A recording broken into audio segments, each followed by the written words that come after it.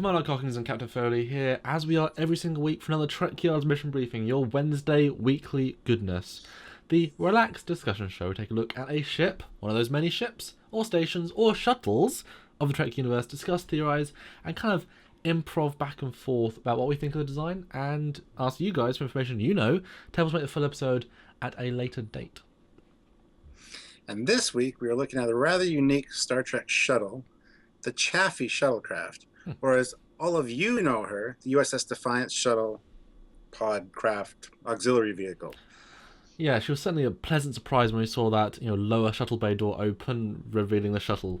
It makes sense, but I didn't think the Defiant had one, given her size. Yeah, absolutely, a pleasant surprise for sure.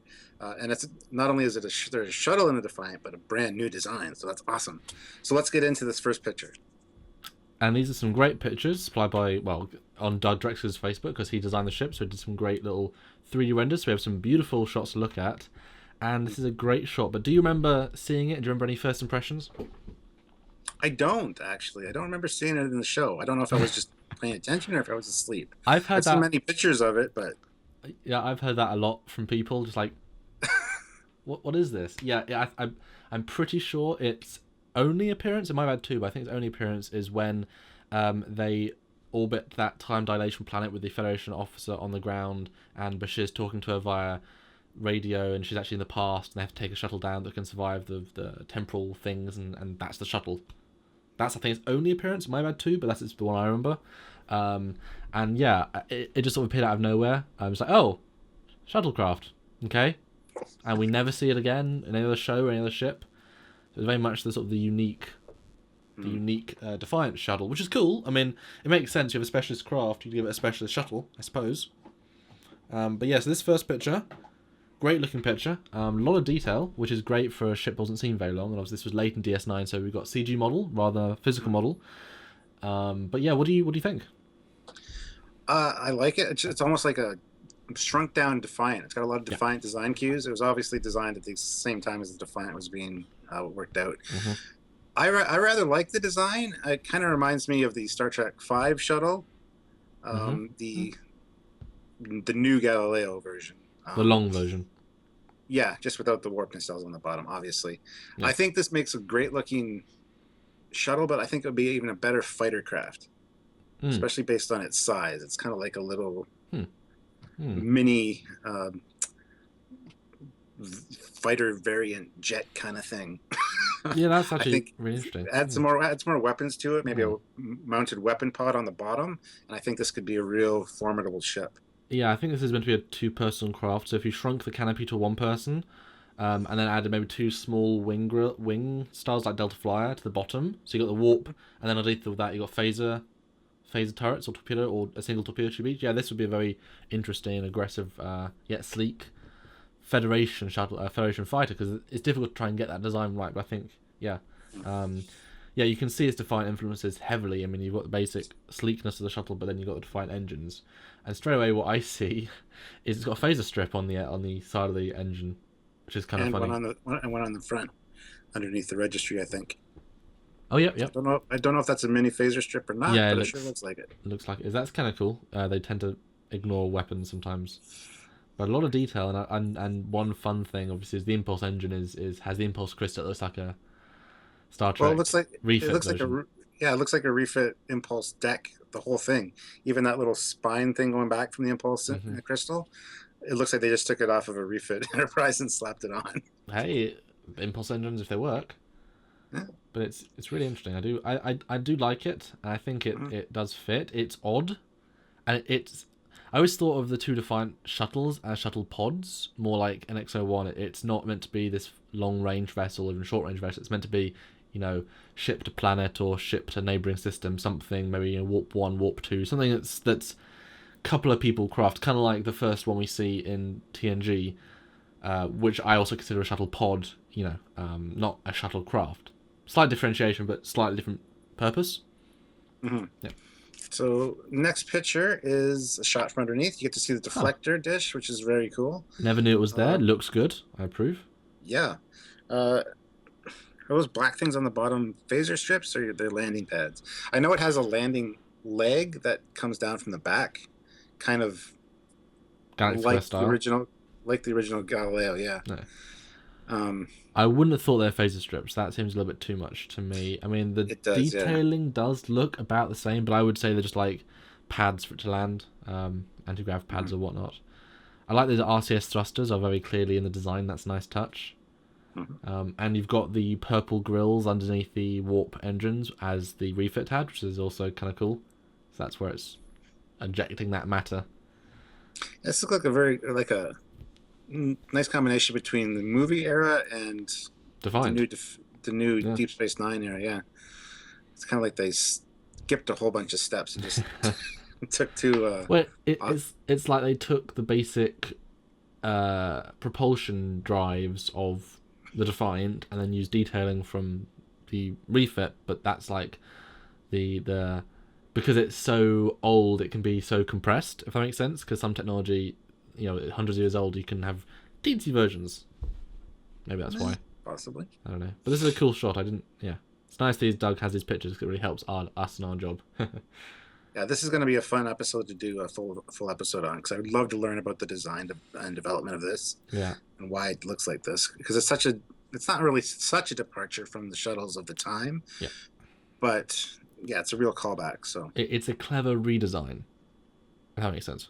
But I know that Eagle Moss has all the many of the shuttles now, including a new Okudagram done by Mike Okuda, which shows the internal space. So hopefully we can get that for the full episode, so we can see all those extra details. But let's move on to the next picture, which shows the Chaffee and the Defiant. And yep, you can see very much the curves. I mean, the curves are basically it's basically father and son. That's what it is. Yeah. It actually looks like the very front of the Defiant, the detachable pod there. It looks like the shuttle should actually like dock into that and be that front part of the ship. That would be kind of neat. Yeah, I like it. I'm wondering though how much actual space there is inside, because that looks like a one-person craft, but I'm pretty sure it's a two-person craft. So I'm wondering how much physical room there is behind that. I mean, is this the same rough size as the TNG big shuttle? The one with the Scotty one, the one with all the back. It's not obviously as deep, but is there enough room to stand up and have, some room back there? Because you would think so. Even the Voyager Type 9 shuttle has space, so you would hope this one has space too. I don't think it has room to stand up in personally. I mean, I think we have a picture coming up in our lineup here that compares it to like a modern day vehicle. Yeah. So we'll wait till we get to that one, but my initial thought is no, you can't stand up in it personally. I don't know. Yeah. I could be wrong. It's been known to happen occasionally. Let's move on to the next picture. And this is a great rendering or artist drawing of the Shuttle Bay of the Defiant, which we never really saw. No, just in this one shot, basically. And I would have loved to see I would have loved to see this on screen. This set built would have been awesome. Yeah, but I don't think they used it enough to warrant it, but it's certainly interesting. And it. Do you think the way this is designed, that it has one shuttle that's docked on the floor and there's like a force field on the top rating, got a second shuttle, because it's a hell of a lot of space?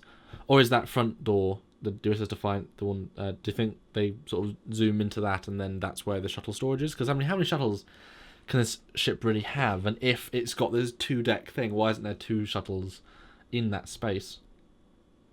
Oh. It's a good question. It does launch from the bottom, I believe.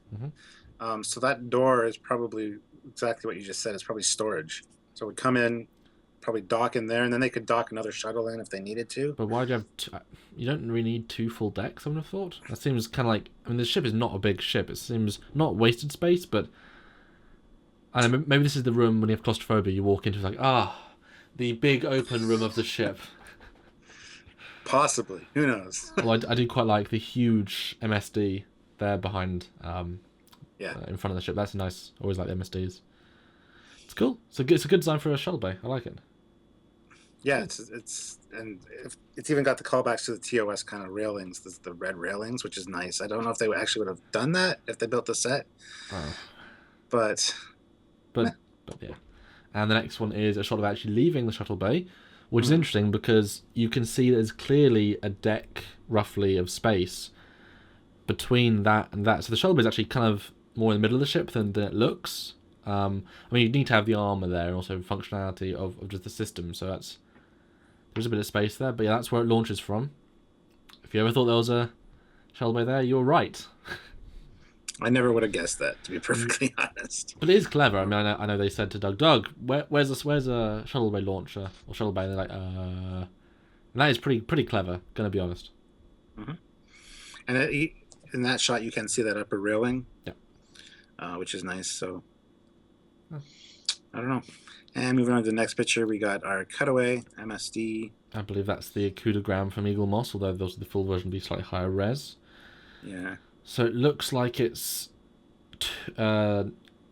maybe enough to stand up in just for a small person, maybe. But I don't think so, dude.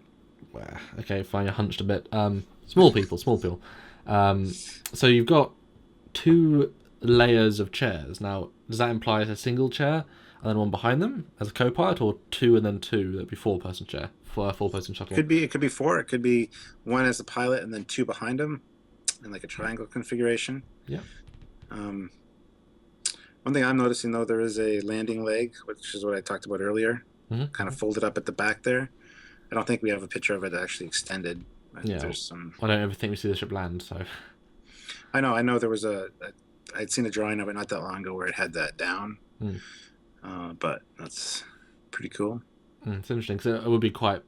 I'm sure that mechanical, warp engine at the back would be quite top heavy. Although this is such a small ship, and we know that the runabout, the new class runabout, that was to compress a warp engine that small, and it was still the length of the ship. And obviously you got smaller shuttles that have warp engines, but they're obviously limited in speed.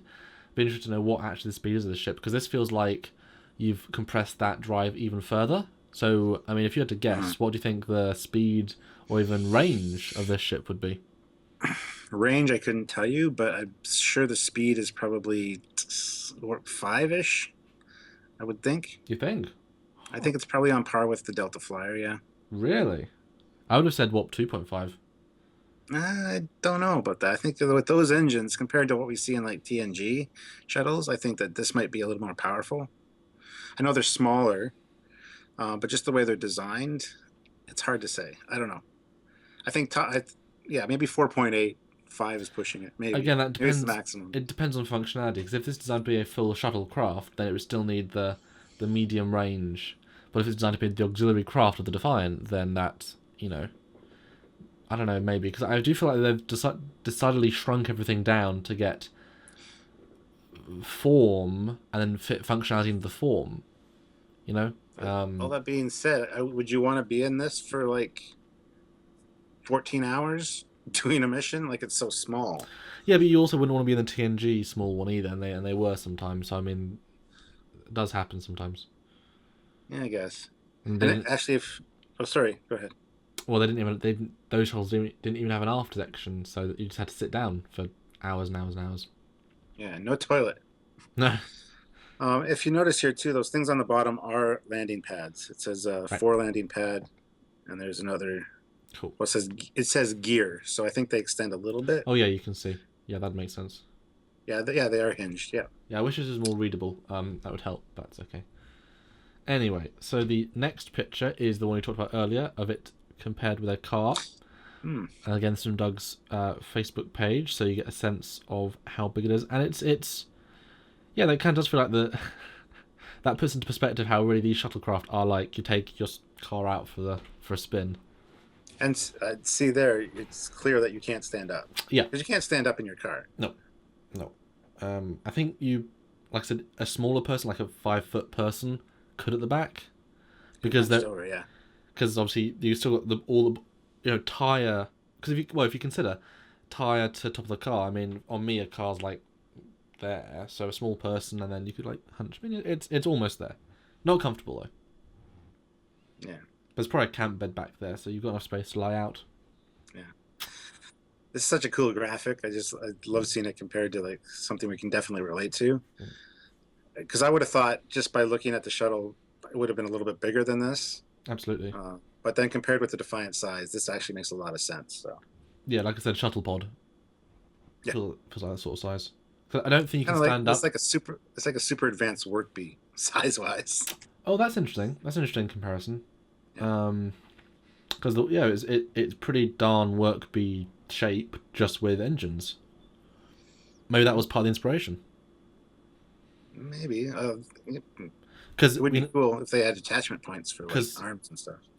why not? Because we know that the TNG shuttle, obviously, that has sort of a curvature like that. Work-bee is much more lean back, whereas all the other shuttles just sitting up like this. This one, clearly, it's more of a lean back sort of style. So maybe that was part of the inspiration to give it that sleekness by having the work-bee style.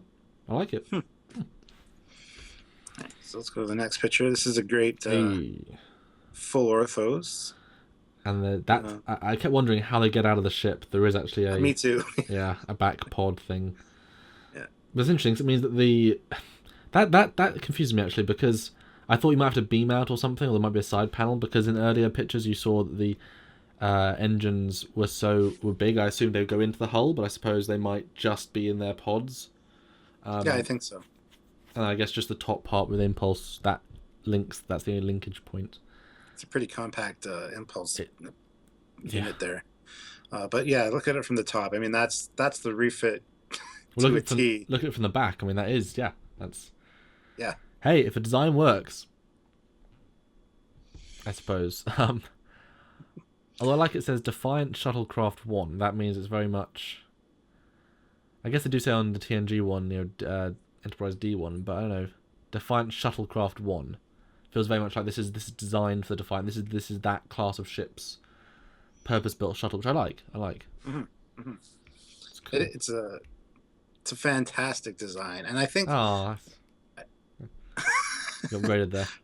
I don't know if I think when we saw the cutaway of the Defiant in one of our other episodes, I think there is another one in storage on another level. Yes. Just in case, so there might be a Shuttlecraft 2 as well. Well, we know they have the other type of shuttlecraft, another type of shuttle pod, so we know they've got multiple. But if you're clever with force fields and whatnot, you could probably store several, and Mm-hmm. It's good. I mean, I love the detail. This is a nice 3D model, and if you look at the front detail, it's actually wearing there's sort of scorch marks. It's got some personality. This ship. It's been through the ringers. I like it. So the next picture is one of the concept drawings from Drex Files. This is very much like one of the speeders from Episode 1, Star Wars Episode 1. Hasn't got as much of a Star Trek feel, I don't think. That being said, look at the front of those nacelles. They're very much Galaxy class look. Yeah, it could be anything. This one looks a lot smaller, though, size-wise. It's interesting though. It does have a completely different feel. It feels like it's more just shapes shoved together, whereas the one we've come up with ends up feeling more sleek. Sleek, more together, more formed. More rad. Yes. Although this one has more weapons. Clearly, it's got different parts. Yeah, are those? You think those are phaser emitters above the cockpit there? Those 4 little things. That'd be kind of neat. But then again, there aren't phaser emitters that aren't phaser strips on Federation ships this era, so... I know, maybe they're like pulse phasers. Oh, there you go, pulse phasers, yeah. That would be... yeah. Because it does look like there's a phaser strip right on the front. That would be a hell of a punch, then. Nice. Well, you can... This is very much fighter-esque to me. Yes, yeah. I mean, especially considering those 2 phasers on the nacelles and the pulse phasers, they are literally inbuilt with the engineering section, as it were, so they can tap directly into the power outputs. That'd be quite a heavy duty for the scale, weapon wise. Nice. Yeah. Let's move on to another concept drawing. This one, it's got a more of a runabout designed front end there. Sure. Ish. I don't know. This one, not a fan of. Like I don't know. The engines stick out too far for this one, I think. Yeah, he's obviously gone with the Defiant style engines, but he's gone for much more flat shapes.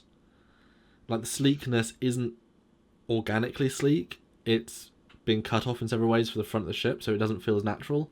It's more like a spade, more like a, I don't know. It's a bit more Star Wars. Just a bit. Yeah. It's interesting, but it's not quite there yet. Not quite there yet. Which is what it wasn't, because then we get the full one. Speaking of, next picture, we've got fan orthos, which is fun because you can see they've got an internal set, which does show at the top it's a 2-person craft, 2 at the front, and also they've got side consoles, so it is 2 at the side, and shuttlecraft, 2 type 6 phases, microphotons, normal cruise warp 5, max cruise warp 4.5. You were not far off. Oh, there you go. Yep. I always underestimate shuttles. I always think they're not auxiliary craft, more as just, take a jaunt. I don't know why. Yeah. Yeah, I always overestimated them when I was younger. I just assumed they could do the same warp speed as the ship. Yeah. Don't ask why. I won't. Cool. All right, so the next picture, very nice. Yeah, this is a nice beauty shot with the actual model. Yeah. Not much else to add to it, really. We've kind of ripped it apart as it is. I don't know, just a great background, nice reflection on the windows. I don't know. Nice shot. Nice shot. This feels very much like a workhorse shuttle where they've really taken the engineering basics of Federation design at the time and said, right, we're going to shrink this down. We're going to get as much functionality out of this much, yardage, because that's how much room we have to fit in the ship. And you guys design a ship around that, and it has this really nice integrated feel, and yet very Star Trek. And I do like it. I think it's grown on me. I don't think I liked it that much when I first saw it, but these shots have definitely really upped my appreciation, just the amount of detail that put in. So Doug did the model and Doug designed it. So I like, even if it's just details from other ships, they make a lot of sense, and that's always a big part of the show. Is does it make sense and can you justify it? And I think it was great for that. So. Yeah, like I said, I don't remember seeing it in the show, but I remember seeing it and going, that's a really cool looking shuttle. I've always liked the looks of it. From the side, though, the back end at the bottom, it looks like it's missing something. It looks like it should be beefed out a little more, but I would have loved to see this more on screen, and I hope at some point we do. I don't know if the next series is supposedly rumored to be in the prime timeline, so maybe we might get more of this kind of goodness.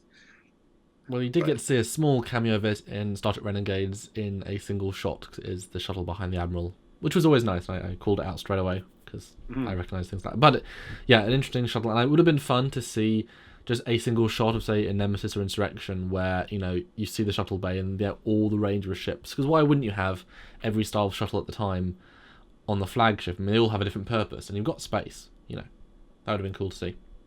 Is this thing available in Star Trek Online? Do you know? Yeah, I think. I mean, they're all available. Yeah, I think so.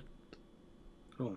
Oh, one thing I just noticed from this picture actually is right in the forward part of the impulse deck section, the impulse crystal.